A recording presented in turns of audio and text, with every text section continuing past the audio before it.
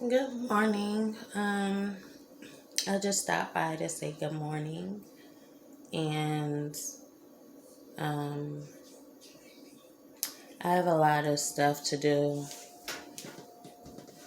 It's really hard getting back to the normal of things. Once you adapted your mind to something else, it's like the disadvantage is that it's hard to get back on track with who you were before. It's like you're closing a door on yourself. Um, a lot of people talk about addictions, and I was thinking to myself,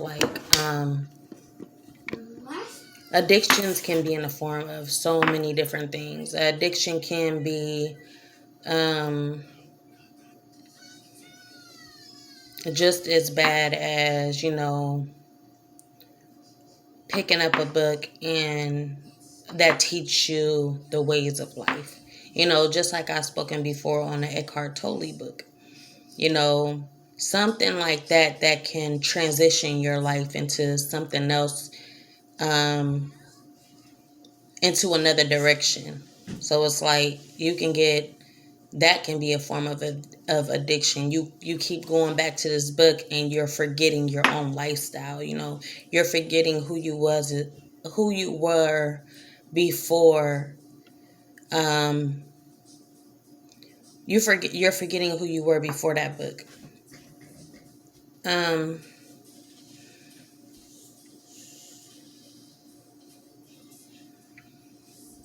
so yeah, a book can definitely just it's all about the mind. It's all about the mind.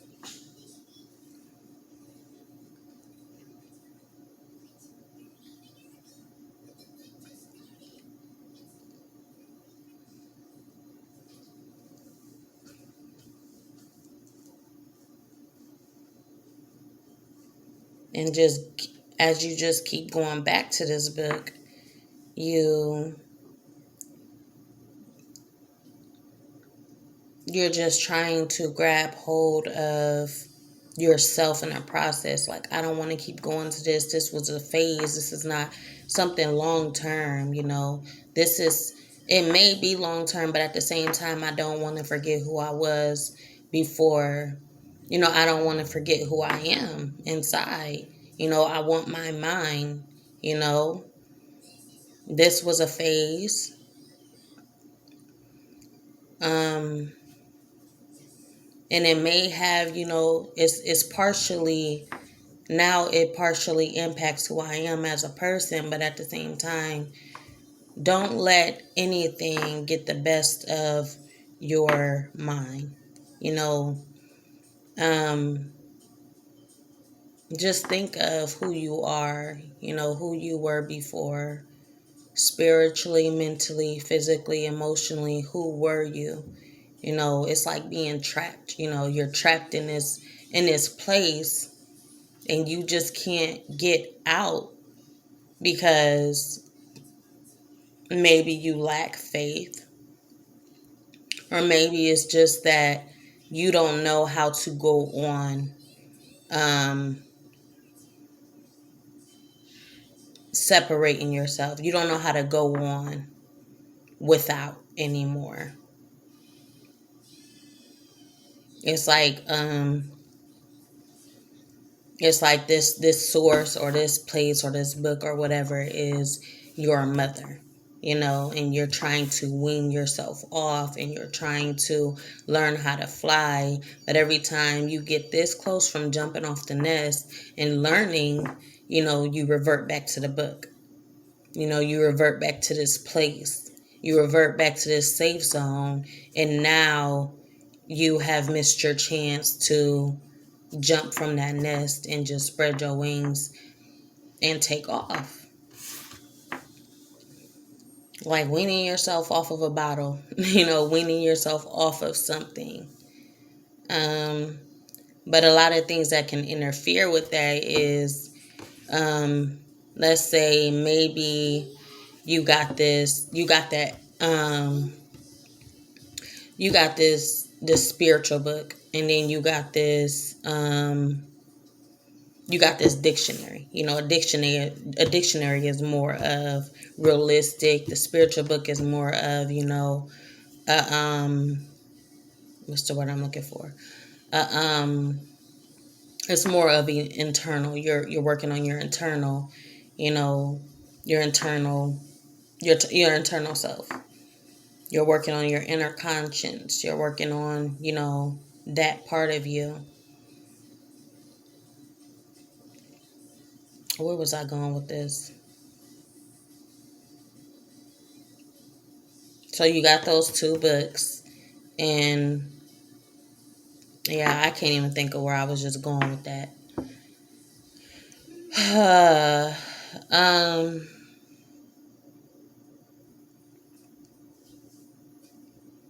oh yeah, okay. So you got those two books, but one book was who you were before, and one book is who you are now.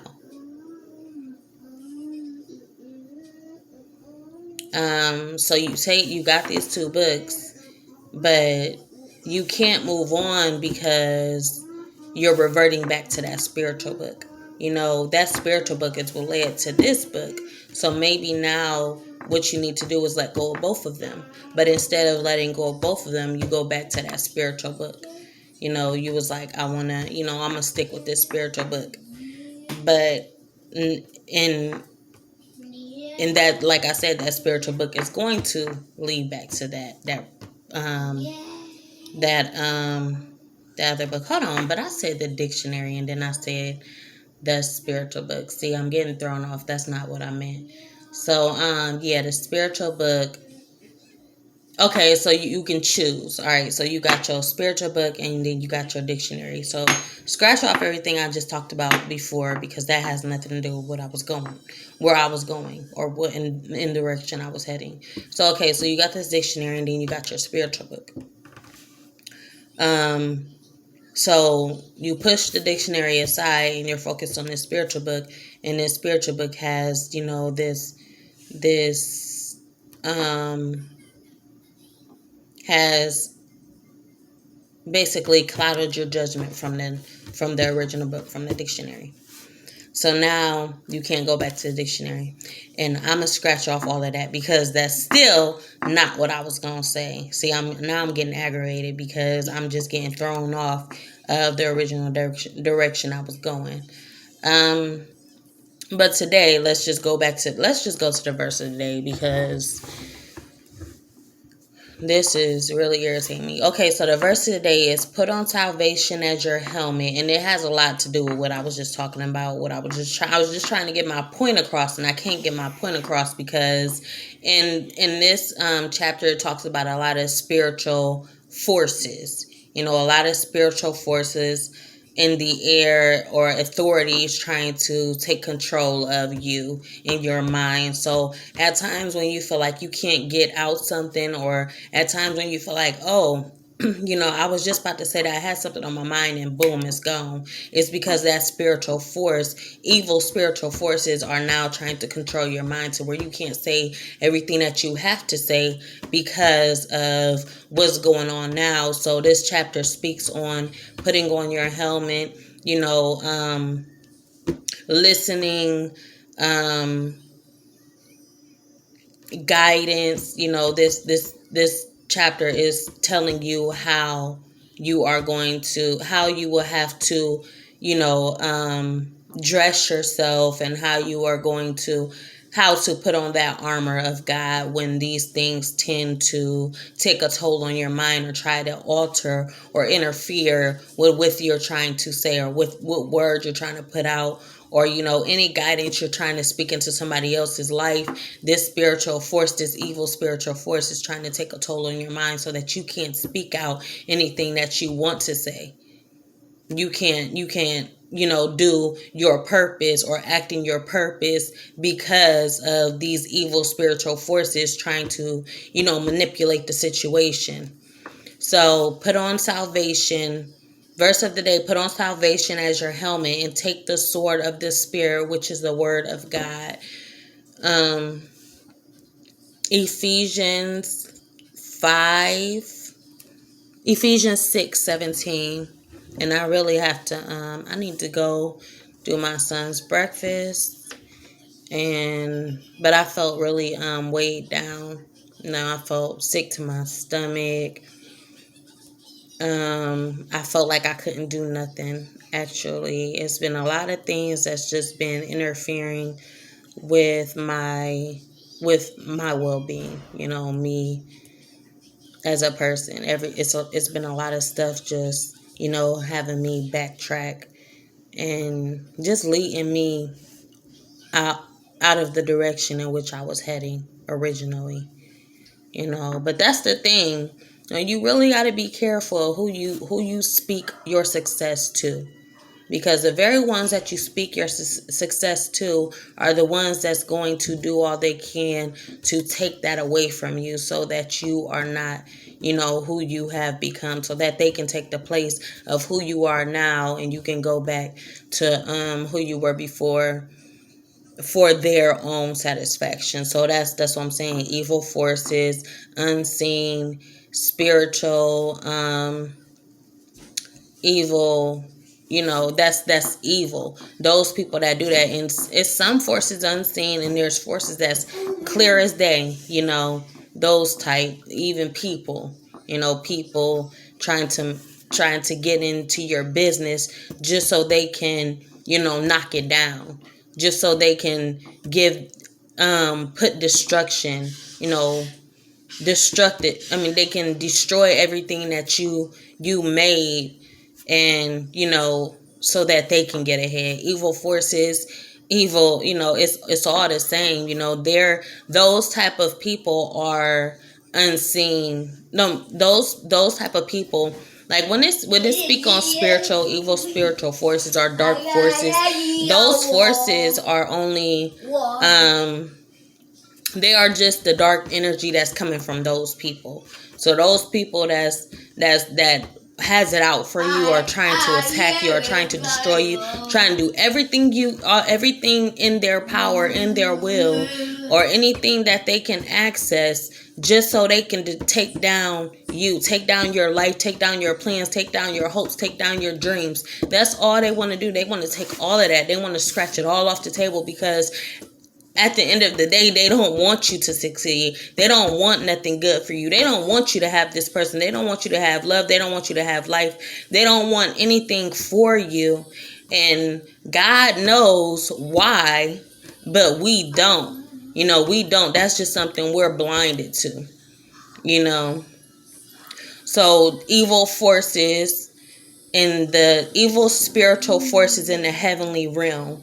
So the heavenly realm is this good place, this good light, you in a good space, and then boom, here come these spiritual forces of those on the outside looking in, trying to, putting out all their energy, projecting their energy onto you, so that, they can manipulate the situation, so they can take away from you and get in between of what you got going on, just so nothing goes right for you. You want this, you're not going to have this. You want that, you're not going to have that. Just like one day I was on the bus, and this woman, who knows what she was doing, this woman was she came on the bus, and soon as she got on the bus, she just started spraying. She started spraying around all the seats on the bus and stuff like that. And I'm just thinking to myself, like, you're not even on the bus. You haven't even been on the bus to smell the aroma or anything that's making you act out of character. You haven't been on the bus long enough to do this, but she took it upon herself to walk on that bus and just start spraying everywhere, as if something around here was stinking. She started spraying her little fragrance perfume or something. I'm like, people like this has bad intentions. People like this are evil forces. She is considered evil because she didn't trust the situation. She didn't walk in there, with faith to the situation. She came in there trying to prevent a certain situation. She came in there trying to control, trying to, take or do whatever she was doing. She tried to come in there and just, mess with the situation.